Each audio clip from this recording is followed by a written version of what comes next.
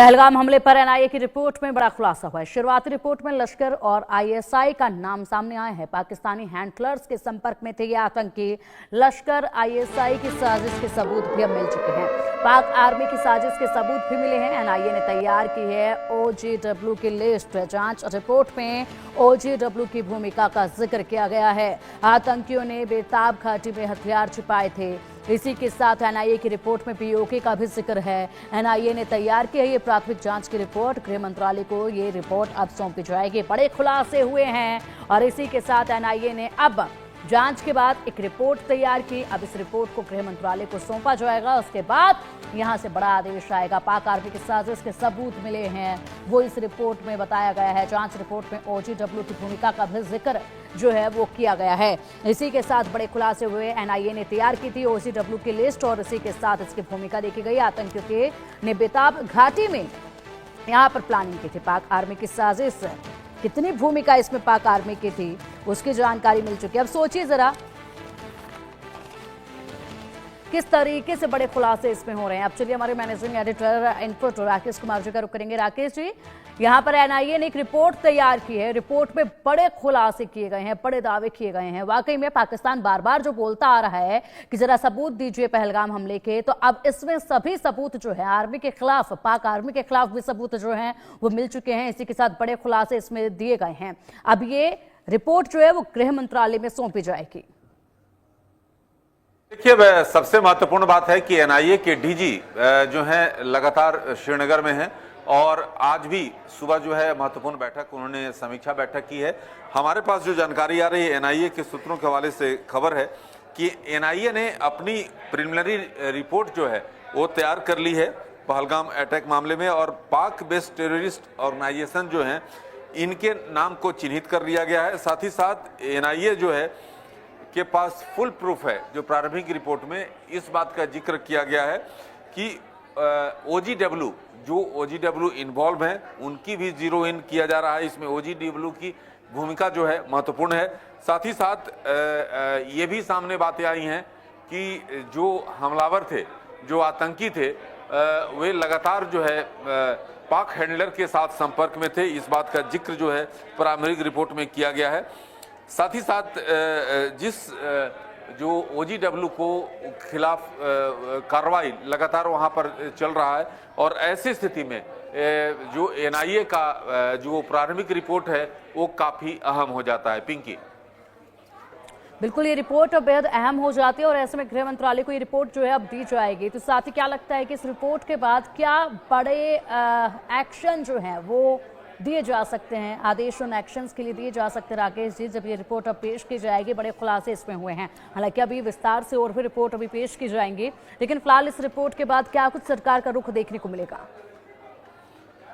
देखिए, इस रिपोर्ट का इसलिए महत्वपूर्ण है कि जब आप जांच को आगे बढ़ाते हैं और जिस तरह से अंतर्राष्ट्रीय स्तर पर, क्योंकि राष्ट्रीय जांच एजेंसी जो है वो आतंकवाद से निपटने के लिए जो आतंकवादी गतिविधि होती है उसके बाद उसकी जांच की जाती है, तो ये पुख्ता सबूत के आधार पर जो है ये एजेंसी काम करती है। और जिस तरह से रिपोर्ट तैयार होगा, रिपोर्ट के बाद ये साफ है। देखिए, अभी प्रारंभिक रिपोर्ट में पाक की भूमिका, पाक जो प्रायोजित जो आतंकवाद है, आतंकवादी संगठन है, उसकी भूमिका तो साफ है। इस रिपोर्ट में साफ तौर पर जिक्र किया गया है। लेकिन ये जिस तरह से बिल्कुल सर, एक बड़ा अपडेट सामने है। पहलगाम आतंकी हमले को लेकर बैठक हुई श्रीनगर में। एनआईए डीजी समीक्षा बैठक कर रहे हैं। अफसरों के साथ समीक्षा बैठक की जा रही है। जांच से जुड़े अफसरों के साथ ये बैठक की जा रही है। एनआईए के डीजी कल बेसरन घाटी भी गए थे। लगातार यहाँ पर पूरी तत्परता के साथ टीम के साथ हैं डीजी एनआईए के, और इसी के साथ ये महत्वपूर्ण बैठक अब चल रही है। जांच से जुड़े सभी अफसरों के साथ ये बैठक जो है वो की जा रही है। ऐसे में कल बेसरन घाटी भी पहुंचे हुए थे, उसके बाद आज की बैठक, और बैठक से पहले रिपोर्ट की जानकारी आ जाना कि रिपोर्ट जो है वो तैयार कर ली गई है, जो कि गृह मंत्रालय को अब सौंपी जाएगी, और इसी के साथ बड़ी जानकारियां इसमें जो है वो दी गई हैं। राकेश जी, बड़ी बैठक हो रही है। एनआईए के डीजी की बैठक ले रहे हैं तमाम उन अफसरों के साथ जो कि इस जांच से जुड़े हुए हैं। महत्वपूर्ण है आज की बैठक भी है ज्यादा। देखिए, ये बैठक इसलिए महत्वपूर्ण है क्योंकि एनआईए के डीजी खुद जो है मॉनिटर कर रहे हैं। वहाँ पर आईजी हैं, डीआईजी हैं, एसपी स्तर के एनआईए के अधिकारी हैं, तमाम वहां पर आला अधिकारी वहां पर हैं, लेकिन एनआईए डीजी जो हैं आज वे समीक्षा बैठक कर रहे हैं, जिस पहले मैंने जिक्र किया कि वहां पर बैठक हो रही है। और इस बैठक में जो प्रारंभिक रिपोर्ट जो एनआईए ने तैयार किया है उस पर मंथन किया जा रहा है। तो आने वाले समय में जरूर एनआईए जो है आतंकी जिन्होंने अंजाम दिया है वहां तक पहुंच चुकी है, लेकिन ओजीडब्ल्यू कई ओजीडब्ल्यू के संपर्क की बात सामने आ रही है।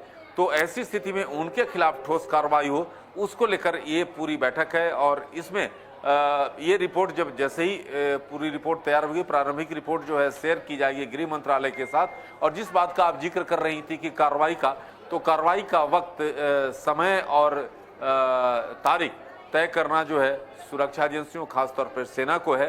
पहले ही इसकी जो सूत्रों से हमें जानकारी मिल चुकी है कि प्रधानमंत्री ने साफ तौर पर निर्देश दे चुके हैं।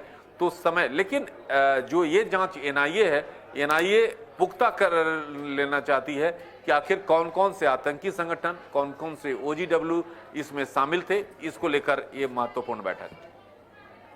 बिल्कुल, एक और बड़ा अपडेट सामने है, उस पर भी अधिक जानकारी आपसे हम लेंगे। बने रहिएगा हमारे साथ। एनआईए की प्राथमिक जांच से जुड़ी बड़ी खबर है ये। एनआईए की जांच रिपोर्ट में 2 आतंकियों के नाम सामने आए।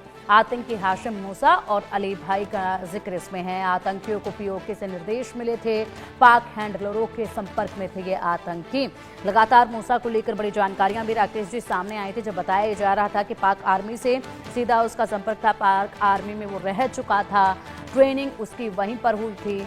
उससे जुड़े बड़े अपडेट जो हैं वो सामने आए थे। पीओके में छिपा दुबका बैठा था, ये भी अपडेट सामने आ रहे थे। अब ऐसे में पूरी तरीके से जांच में ये जिक्र किया गया है कि पाक हैंडलरों के संपर्क में थे ये आतंकी। राकेश जी, ये आतंकी, इस बात का जिक्र शुरुआत में ही ये साफ हो गया था, लेकिन अब एनआईए से जो खबरें आ रही हैं उसके मुताबिक ये लगातार पाक में स्थित अपने हैंडल के साथ संपर्क में थे।